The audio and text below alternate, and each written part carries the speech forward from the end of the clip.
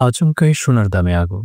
বিশ্বাস করুন বা না করুন, ২০২৫ সালের প্রথম ৬ মাসে স্বর্ণের দাম ২৬% বেশি বেড়েছে। কিন্তু কেন? মূলত দুর্বল ডলার, স্থিতিশীল সুদের হার এবং বিশ্ব অর্থনীতির চূড়ান্ত অনিশ্চয়তা, এই ৩টে কারণেই আজ সোনার দামকে নতুন উচ্চতায় নিয়ে গিয়েছে। স্পট গোল্ড বর্তমানে ৩,৯০০ থেকে $৩,৯৭০ প্রতি আউন্সের আশেপাশে ট্রেড করছে, যা তৈরি করেছে নতুন রেকর্ড লেভেল। জুলাই-আগস্টে এক্সপার্টরা প্রেডিক্ট করেছিল বছরের শেষে আউন্স প্রতি $৩,৯০০ ছাড়াবে এবং দেশে ভরি প্রতি দাম ২ লক্ষে গণ্ডি পেরোবে। কিন্তু দেখুন, অক্টোবরের প্রথম সপ্তাহে সেই মাইলফলক ক্রস করে ফেলল। ভরি প্রতি এখন দাম ২ লক্ষ পার। এর পেছনে সবচেয়ে বড় কারণ হলো আমেরিকা এবং চীনের প্রতিদ্বন্দ্বিতা।